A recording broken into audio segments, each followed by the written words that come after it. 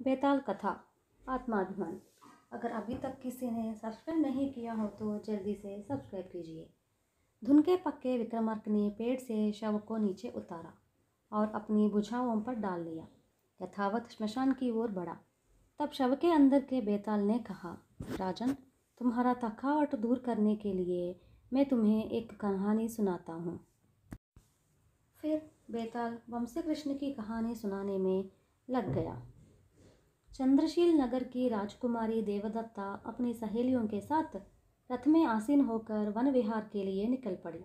थोड़ी ही देर में उन्होंने जंगल में प्रवेश किया। नाना प्रकार के पक्षियों के कलरवों को सुनते हुए उसे अपार हर्ष हो रहा था।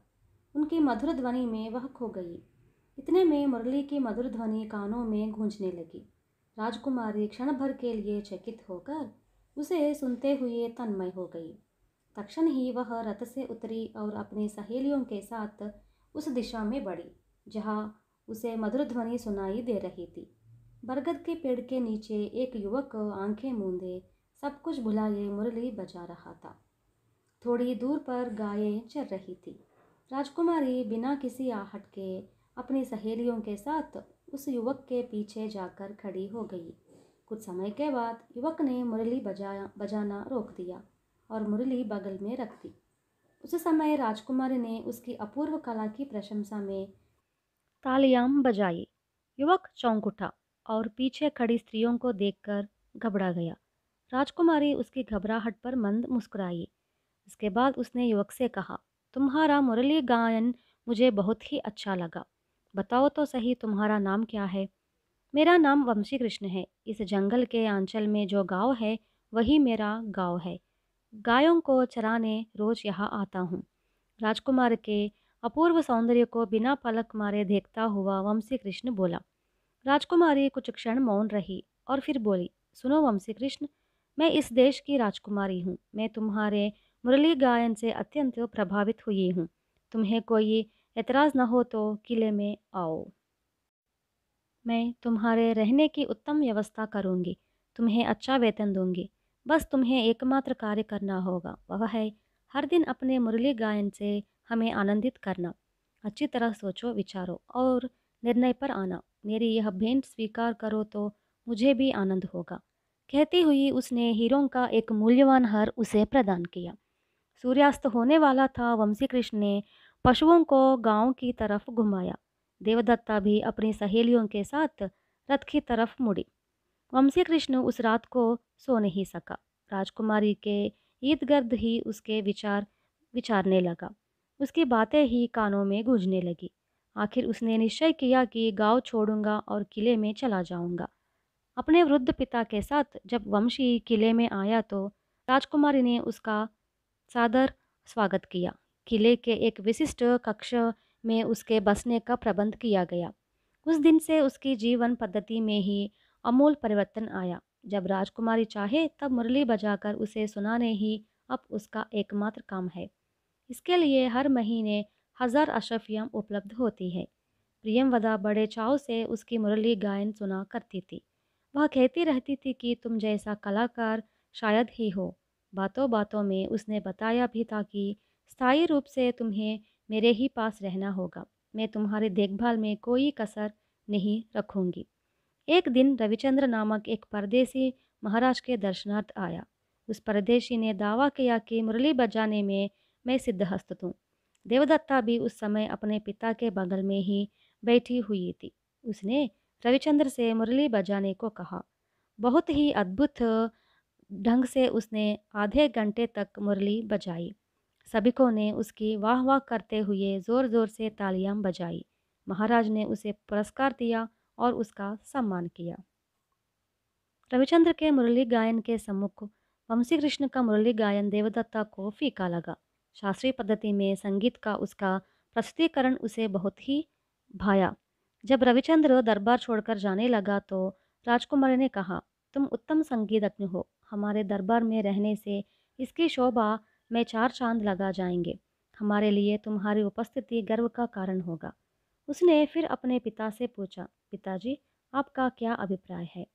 तक्षण महाराज ने रविचंद्र से कहा, सुनो, आज से तुम इस आस्थान के विद्वान हो। महीने में 4,000 अशरफियाँ मिलेगी। तुम्हें कोई एतराज़ तो नहीं है ना? रविचंद्र अपनी इस नियुक्त पर बहुत ही हर्षित हुआ। इसके बाद शनैः शनैः वंशी कृष्ण की प्रधानता कम होती गई। देवदत्ता अब वंशी कृष्ण के मुरली गायन में कोई अभिरुचि नहीं दिखा रही है। इन परिस्थितियों में सूर्यशिला नगर की राजकुमारी पद्मरंजनी अपने विवाह का निमंत्रण पत्र देने स्वयं चंद्रशिला नगर आई।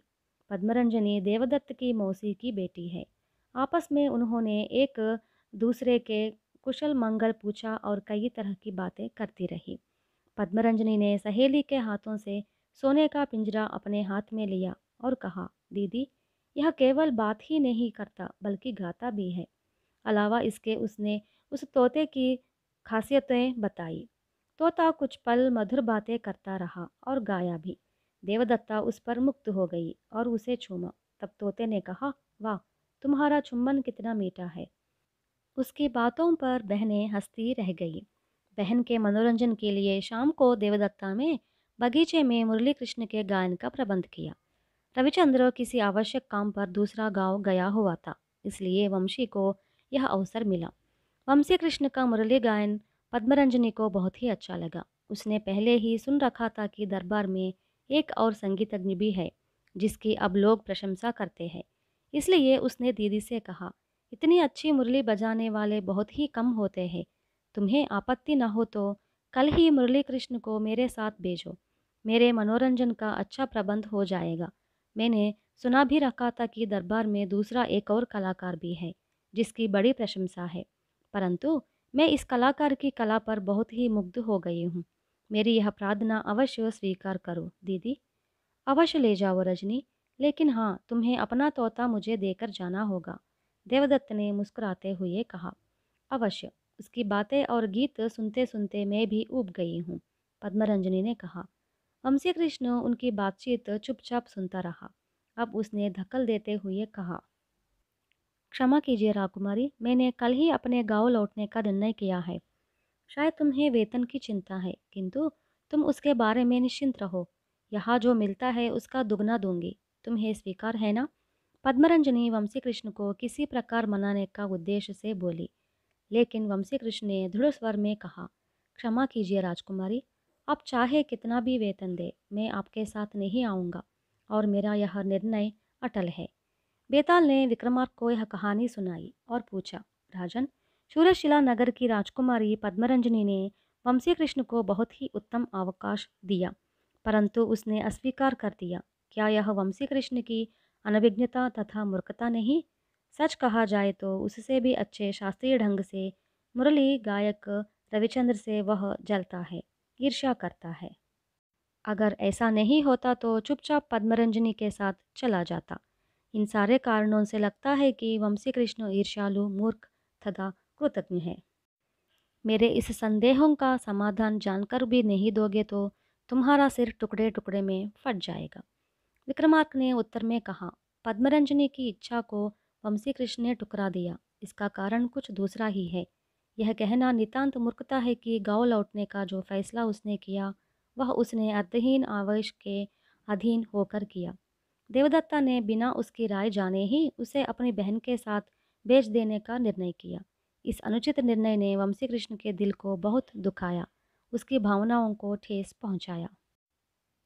देवदत्ता ने तोते के बदले वंशी कृष्ण को ले जाने के लिए कहा। उनकी इस मनोवृत्ति से वंशी कृष्ण की आत्मा को क्षोभ पहुंचा।